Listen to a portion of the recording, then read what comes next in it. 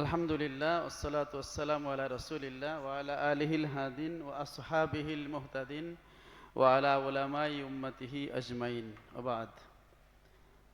2025-26 শিক্ষাবর্ষে ইসলামী আরবি বিশ্ববিদ্যালয়ের অধীন দারুন নাজাত সিদ্দিকিয়া কামিল মাদ্রাসায় যারা ফাজিল অনার্স প্রথম বর্ষ আল কোরআন অ্যান্ড ইসলামী স্টাডিজ, আল হাদিস অ্যান্ড ইসলামী স্টাডিজ, দাওয়া অ্যান্ড ইসলামী স্টাডিজ, আল ফিক অ্যান্ড ইসলামী স্টাডিজ, আরবি ভাষা ও সাহিত্য এবং ইতিহাস, ইসলামের ইতিহাস ও সংস্কৃতি বিভাগে যারা ভর্তি হয়েছে, মাদ্রাসার কারিকুলাম অনুযায়ী, কার্যক্রম অনুযায়ী আজকে সবক অনুষ্ঠান। এই অনুষ্ঠানের আজকে মধ্যমণি হিসেবে আমাদের অনুষ্ঠানকে অলঙ্কৃত করেছেন আমাদের মহতারাম অধ্যক্ষ মহোদয়। উপস্থিত আছেন আমাদের উপাধ্যক্ষ মহোদয় সহ আসাদেজাই কেরাম। এই সুন্দর একটি মহতী অনুষ্ঠান আমরা শরীক হতে পেরে আমরা আল্লাহ তাআলার দরবারে শুকরিয়া আদায় করি, আলহামদুলিল্লাহ। প্যারে হাজিরিন, দারুন নাজাত সিদ্দিকিয়া কামিল মাদ্রাসা সবসময় আল্লাহ তাআলার কাছে সব বিষয়ে দোয়া করে থাকে এবং দোয়ার যেই কার্যকারিতা, দোয়ার যেই বরকত, এই বরকতে বিশ্বাস করে থাকে। এজন্য আমরা সবসময় এই যে কিছুদিন আগে আমাদের কামিলের ফাজিলের সবক অনুষ্ঠান হলো, সেখানেও আমরা দোয়ার মাধ্যমে শুরু করেছি, আবার দোয়ার মাধ্যমে ইনশাল্লাহ শেষ হবে। তদ্রূপ এই ফাজিল অনার্স যারা, এটা একটা গুরুত্বপূর্ণ জামাত। এই জামাতেরও সবক অনুষ্ঠান বা প্রথম ক্লাসটা আজকে দোয়ার মাধ্যমে ইনশাল্লাহ আমাদের অধ্যক্ষ মহোদয় আমাদের জন্য দোয়া করবেন, নসিহত করবেন। সেই নসিহত এবং দোয়ার মাধ্যমে ইনশাল্লাহ শুরু হবে এবং দীর্ঘ সময় আপনাদের ক্লাস হবে ইনশাল্লাহ। প্রায় 200 দিনের কাছাকাছি আপনাদের ক্লাস হবে। দীর্ঘ সময় আপনারা আপনাদের সিলেবাস, কোর্স সবই সমাপ্ত করতে পারবেন। ফার্স্ট ইয়ারই আমরা বেশি ক্লাস পেয়ে থাকি, সেশন জটের কারণে আমাদের ক্লাস ফার্স্ট ইয়ার একটু বেশি হয়। যখন সেশন জট ছিল না তখনও আমরা 8 মাসের মতো ক্লাস পেতাম। এখন আমরা এবছর যদি পরীক্ষা সামনে আগায় না আসে তাহলে আমরা 1 বছর ধরেছি, অর্থাৎ এপ্রিলে আমরা শুরু করতেছি, সামনে এপ্রিলে আমরা 27 এপ্রিলে আমরা এই ক্লাস শেষ করব। এবছর যেমন এপ্রিলের শুরুতে শেষ হয়েছে, গত 1 সপ্তাহ আগে আমাদের ফার্স্ট ইয়ার ক্লাস শেষ হয়েছে, আশা করা যায় 27 এভাবে এপ্রিলে শেষ হবে। আর এর আগে যদি বিশ্ববিদ্যালয় কর্তৃপক্ষ পরীক্ষা আগায় নিয়ে আসে তাহলে হয়তো আরও কিছুদিন আপনাদের বরকত, মানে আপনাদের সময়ের বরকত হবে, কিন্তু আমাদের কোর্স কারিকুলাম ইনশাআল্লাহ এর মধ্যে শেষ হয়ে যাবে। প্রিয় শিক্ষার্থীবৃন্দ, আপনাদের জন্য একটা বার্ষিক কার্যক্রম আমাদের রেডি করা হয়েছে। এই কার্যক্রম আপনাদের ক্লাসে ক্লাসে দিয়ে দেওয়া হবে। সেখানে মাদ্রাসার পরীক্ষা কবে, বন্ধ কবে, কোন কোর্সের সিলেবাস কি, পরীক্ষার মান বন্টন কী হবে, এগুলো সব বিস্তারিত লেখা আছে। সেখানে আপনার ক্লাস টিচার মানে শ্রেণী শিক্ষককে, মাদ্রাসার টোটাল আসাতেজায়ে কেরাম সবার নাম, পদবি, মোবাইল নম্বর সব লেখা আছে। আপনারা যারা নতুন শিক্ষার্থী, অনেকে এখানে আছেন পুরন ছাত্র যারা এখানে আলিম পড়ছেন, আর যারা অধিকাংশ আছেন এখানে নতুন ছাত্র, বিভিন্ন মাদ্রাসা থেকে আসছেন, তাদেরকে আমরা বলবো যখনই আপনি এখানে ভর্তি হয়েছেন দারুন নাজাত, হযরত আলী কাররামাল্লাহু ওয়াজহাহু বলছেন, ইজা কুনতা ফি বালদাতিন ফাত্তাখিজ বি আদাবিহা। ওনার ছেলে হযরত হাসানকে বলছেন যে তুমি যখন যে শহরে অবস্থান করবে ওই শহরের নিয়ম কানুন মেনে চলবে।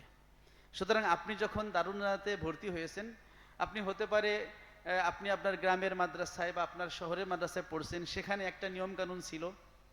দারুন নাজাতে যখন আসছেন এখন আর আগের নিয়ম চলবে না, দারুন নাজাতের আদব আখলাক, দারুন নাজাতের নিয়ম কানুন অনুযায়ী চলতে হবে। সুতরাং যারা নতুন আছেন পুরনদের কাছ থেকে শিখবেন, যারা পুরন আছেন নতুনদেরকে শিখাই দিবেন যে কিভাবে এখানে আদব আখলাক এর প্রতি খেয়াল রাখা হয়। এখানে আমরা কিন্তু ওস্তাদদেরকে নাম ধরে ডাকি না। আমাদের দেশে অনেক মাদ্রাসা আছে যেখানে ওস্তাদ অমুক, ওস্তাদ তমুক বলে ডাকা হয়। আমরা এখানে ওস্তাদদের এলাকা হিসেবে ফরিদপুরি হুজুর, মাগুরার হুজুর, চৈতার হুজুর, এভাবে তাদের যেই স্থানের যেই প্রতি নিসবত করে এখানে ডাকা হয়। পূর্ব ইমামদেরকে এভাবে ডাকা হতো। ইমাম বুখারী, আমরা ওনার নাম মুহাম্মদ ইবনে ইসমাইল, এটা কয়জন উচ্চারণ করি, বরং সবাই কি বলি, ইমাম বুখারী বলি। তো ইমাম বুখারী ওনার কিন্তু বাড়ি হচ্ছে বুখারা, উজবেকিস্তানের বুখারা শহরে বাড়ি।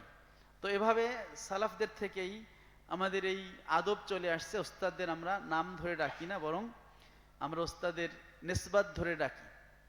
এরকম অনেক আদব কায়দা আছে। নতুন ছাত্র অনেক সময় দেখবেন যে অনেক সময় অনেক ওস্তাদ থাকে, যারা তরুণ, এটা অনেক ছাত্র ভাইদের মতোই মনে হবে যে উনি দাড়ি টাড়ি কাঁচা, তার মানে উনি হয়তো ছাত্র হইতে পারে, ঠেলা লাগতে পারে। এইগুলো বিবেচনা করে চলবেন। অনেক সময় ছোট ছাত্রদের সাথে যখন সংগঠিত হয় তখন ওস্তাদরা কিছু মনে করে না, মনে করে ছোট বাচ্চা বুঝে নাই।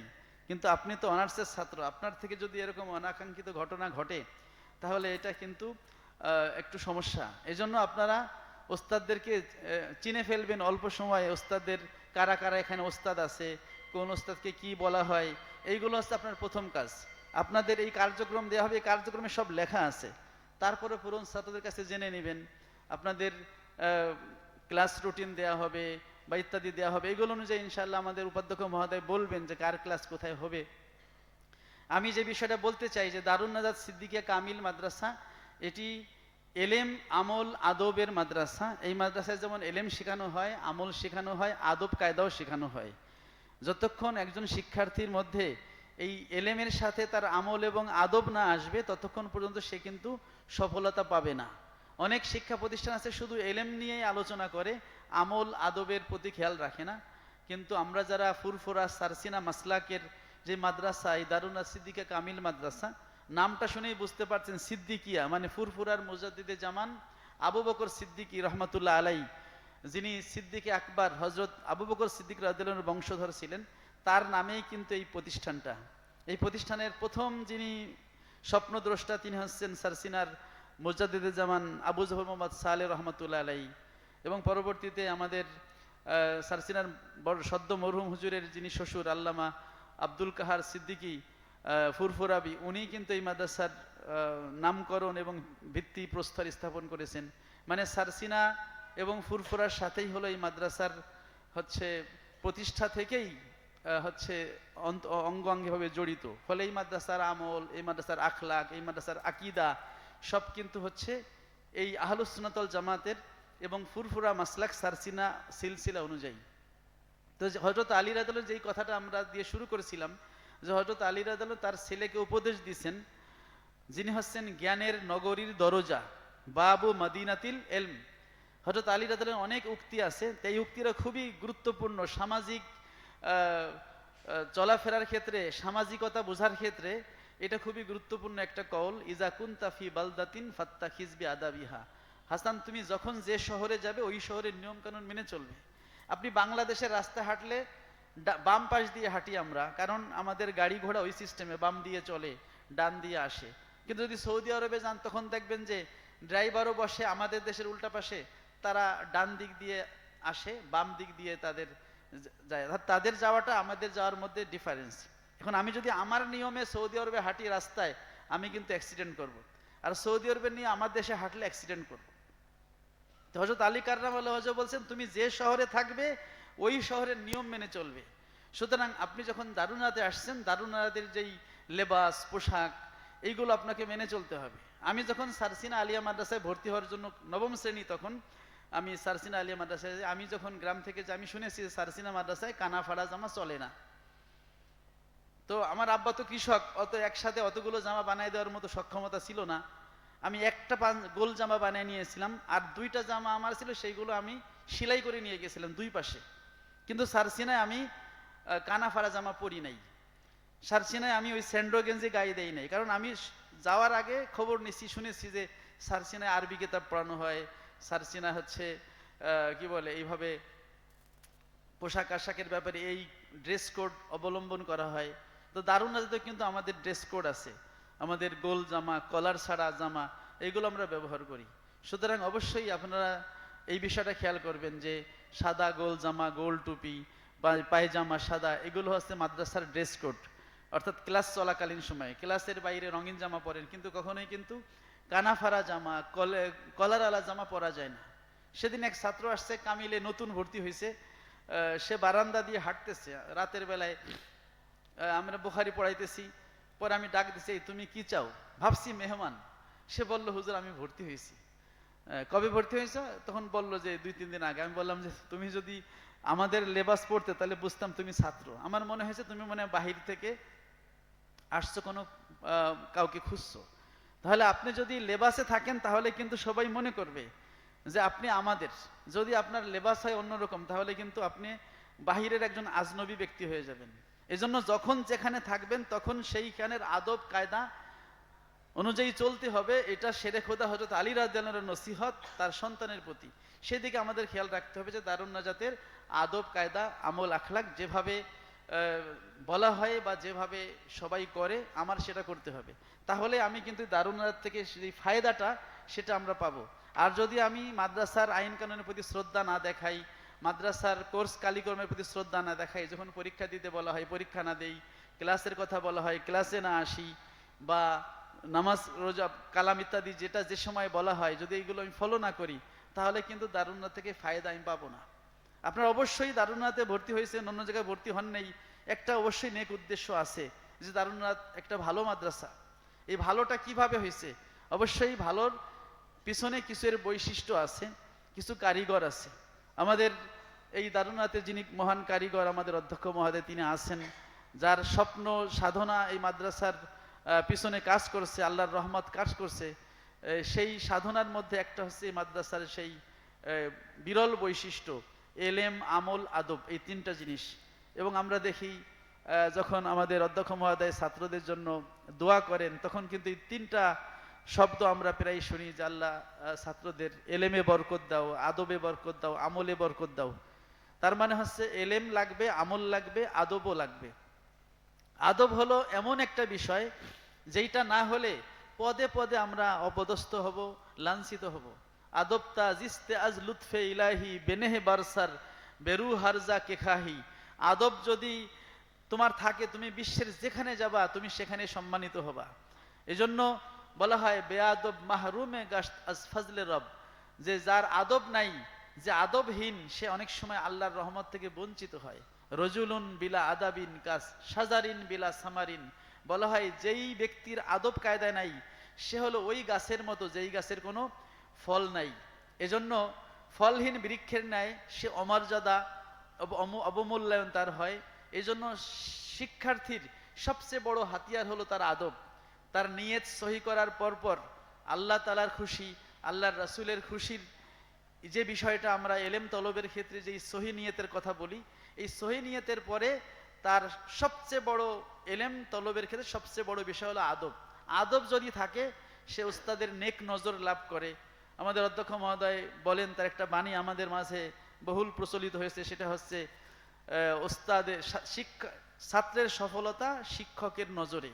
এই নজর পাইতে গেলে সবচেয়ে যেই জিনিসটা লাগে সেটা হলো আদব, আদব কায়দা। এই জন্য আদবের প্রতি আমি বারবার বলতেছি যে আমরা যারা নতুন ভর্তি হয়েছি বা যারা পুরান আছি আমরা একে অপরে শিখে নেব এবং আদবের প্রতি খেয়াল রাখবো। আদব যদি আপনার থাকে ইনশাল্লাহ আপনি সফল কাম হবেনই। এবং ক্লাসে বিভিন্ন সময় আপনাদেরকে পড়ার ফাঁকে ফাঁকে আমরা আমাদের আদব, আমাদের আমল, আমাদের আকীদা এই কথাগুলো আমরা বলি এবং বলবো ইনশাল্লাহ, যাতে আপনি দারুন নাজাত যেই আকীদার উপর প্রতিষ্ঠিত আহলুস সুন্নাত ওয়াল জামাত সেই আকীদায় আপনি হচ্ছে অনড় থাকতে পারেন, অটল থাকতে পারেন এবং সত্যিকারে একজন আহলে সুন্নাত ওয়াল জামাতের অনুসারী, একজন হক্কানি রব্বানি আলেম হয়ে বের হতে পারেন। আমি মনে করি যারা ফাজিল অনার্সে ভর্তি হয়েছেন তাদের আলেম হওয়ার নিয়তটা অনেকটা শক্ত এবং মজবুত। নাইলে আপনি তো আলিম পাশের পরে একটা জেনারেল সাবজেক্ট নিয়ে বিশ্ববিদ্যালয়ে ভর্তি হতে পারতেন। বিশ্ববিদ্যালয়ে ভর্তি হওয়া নিষেধ আমি বলছি না, ওটা আলাদা বিদ্যা, কিন্তু আপনি কোরআন হাদিস নিয়ে পড়তেছেন বা হচ্ছে কোরআন হাদিস রিলেটেড যে শাস্ত্রগুলো নিয়ে পড়তেছেন, মানে হচ্ছে আপনি আলেম হওয়ার পথে হাঁটতেছেন। যেহেতু এই পথে আপনি হাঁটতেছেন তাহলে আপনি যেন সফল হতে পারেন, আপনি যদি আপনার টার্গেটে পৌঁছতে পারেন সেজন্য চেষ্টা করতে হবে। আর এক্ষেত্রে চারটা জিনিস লাগবে। এক নম্বর হচ্ছে আপনার টার্গেট ঠিক করতে হবে যে আমি কি হব।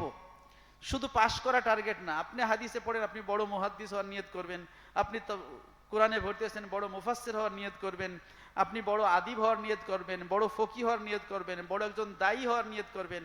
আমাদের এখানে সবগুলো আরবি বিশ্ববিদ্যালয়ে যতগুলো সাবজেক্ট সবগুলো আলহামদুলিল্লাহ এখানে আছে।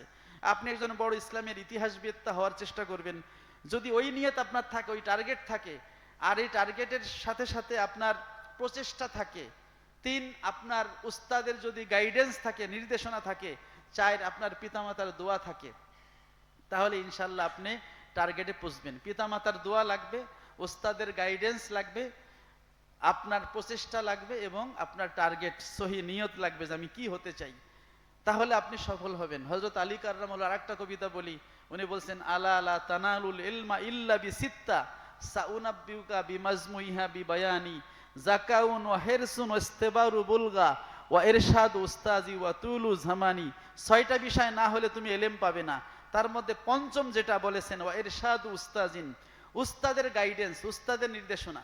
আমাদের শিক্ষার্থীদের যারা একটু বক্রপথে হাঁটে তাদের মূল কারণ হচ্ছে তারা ওস্তাদের নিসবত রাখে না, ওস্তাদের সাথে যোগাযোগ রাখে না। অনেক সময় এমন হয় যে ছাত্র জীবনেই সে রাখে না, সিদ্ধান্ত নেওয়ার ক্ষেত্রে পরামর্শ নেয় না, তখন অনেক সময় সে সোজা পথ থেকে অন্য পথে চলে যায়। এবং যারাই যুগে যুগে এভাবে অন্য পথে গেছে, আমরা তাদের ইতিহাস যাচাই করে দেখেছি যে আসলে তাদের সাথে তাদের ওস্তাদের নিসবত এবং সম্পর্ক কম। আর ওস্তাদের সাথে যার সম্পর্ক আছে, সেই ছাত্র শিক্ষক সম্পর্ক চিরকালের যেই হুজুরের মহান বাণী, সেটা যদি আমরা ফলো করি, ওস্তাদের সাথে সম্পর্ক রাখি, এরশাদ তার নির্দেশনাগুলো, তার গাইডেন্সগুলো ফলো করি, তাহলে আপনি যেই টার্গেটে দারুনাতে ভর্তি হয়েছেন, একজন বড় আলেম হওয়া, একজন আমলদার, একজন হক্কানি রব্বানি আলেম হওয়া, সেই পথে ইনশাল্লাহ আপনি এগিয়ে যেতে পারবেন। এজন্য আমি আমার বক্তৃতা দীর্ঘায়িত করব না, আমাদের অধ্যক্ষ মহোদয়ের নসিহত আমরা শুনবো। আমি আমার শিক্ষার্থী বন্ধুদের এই দারুনাতের এই ফুল বাগানে, এই এলেমের এই বাগানে স্বাগত জানাই এবং সবার সুস্বাস্থ্য কামনা করে, সবার উত্তরোত্তর কল্যাণ উন্নয়ন উন্নতি কামনা করে, সবার কল্যাণ কামনা করে আমি আমার সংক্ষিপ্ত বক্তব্য এখানে শেষ করছি। আমিন ওয়া আখিরু দাওয়ানা আনিল হামদুলিল্লাহি রাব্বিল আলামিন। আসসালামু আলাইকুম ওয়া রাহমাতুল্লাহ।